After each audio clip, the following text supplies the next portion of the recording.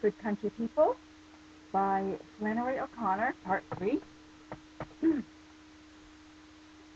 Well, come in, she muttered, none too pleased, because her dinner was almost ready.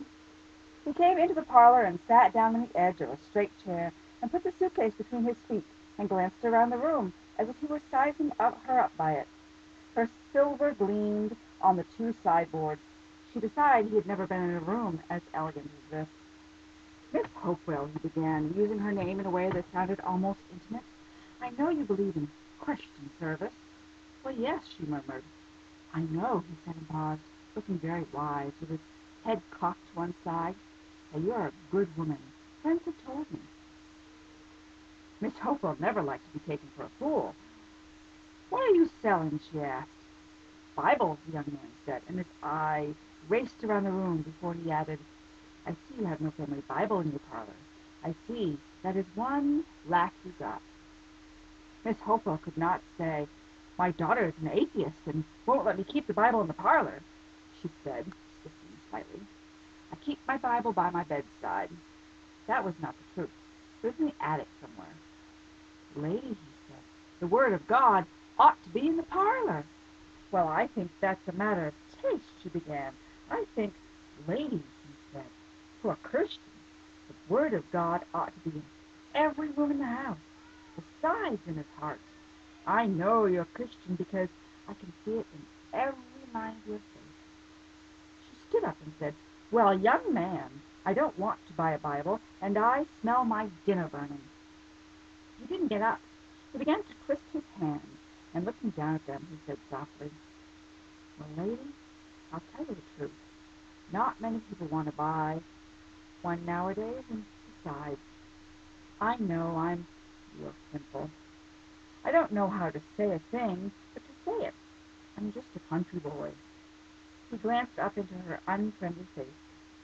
People like you don't like to fool with country people like me. Why, she cried, good country people are the salt of the earth. Besides, we all have different ways of doing. It takes all kinds to make the world go around. That's life. You said a mouthful, he said. Why, I think there aren't enough good country people in the world, she said, stirred. I think that's what's wrong with it.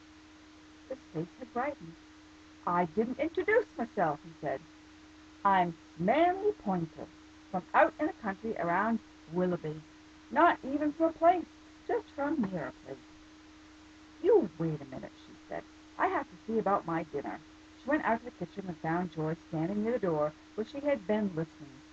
Get rid of the salt of the earth, she said, and let's eat. Miss Hopewell gave her a pained look and turned the heat down under the vegetables. I can't be rude to anybody, she murmured, and went back into the parlor. He had opened the suitcase and was sitting with a Bible on each knee.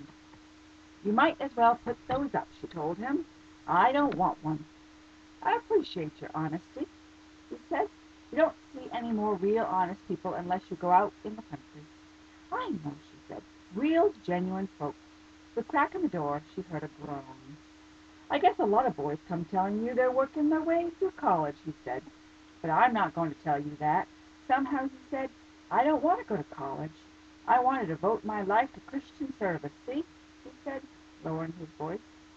I got this heart condition. I may not live long. When you know it's something wrong with you, and you may not live long, well then, lady, he paused, with his mouth open, and stared at her. He and Joy had the same condition. She knew that her eyes were filling with tears, but she collected herself quickly and murmured, won't you stay for dinner? We'd love to have you, and was sorry the instant she heard herself say it. Yes, ma'am, he said, in an abashed voice. I would sure love to do that. Joy had given him one look at being introduced to him, and then throughout the meal had not glanced at him again.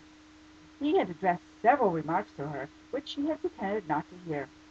Miss Hopewell could not understand deliberate rudeness, although she lived with it, and she felt she had always to overflow with hospitality to make up for Joy's lack of courtesy. She urged him to talk about himself, and he did. He said he was the seventh child of 12, and that his father had been crushed under a tree when he himself was 8 years old. He had been crushed very badly, in fact, almost cut in two, and was practically not recognizable. His mother had not got along the best she could by hard working, and she had always seen that her children went to Sunday school and that they read the Bible every evening. He was now 19 years old and had been selling Bibles for 4 months. In that time he had sold 77 Bibles and had the promise of 2 more sales. He wanted to become a missionary because he thought that was the way you could do the most for people. He who loseth his life shall find it, he said simply. And he was so sincere, so genuine and earnest, that Miss Hopewell could not for the world have smiled. He prevented his peas from sliding onto the table by blocking them with a piece of bread, which he later cleaned his plate with.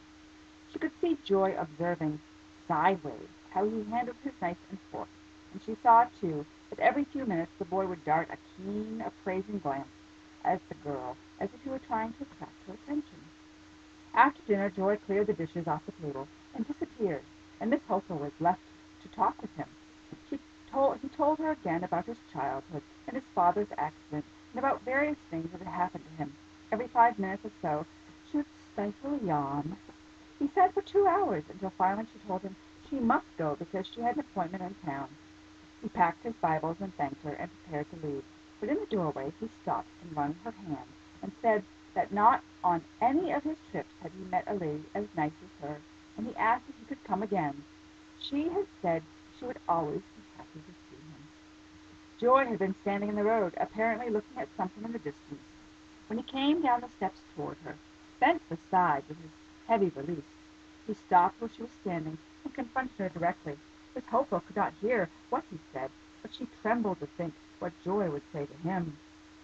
She could see that after a minute Joy said something, and that then the boy began to speak again, making an excited gesture with his free hand.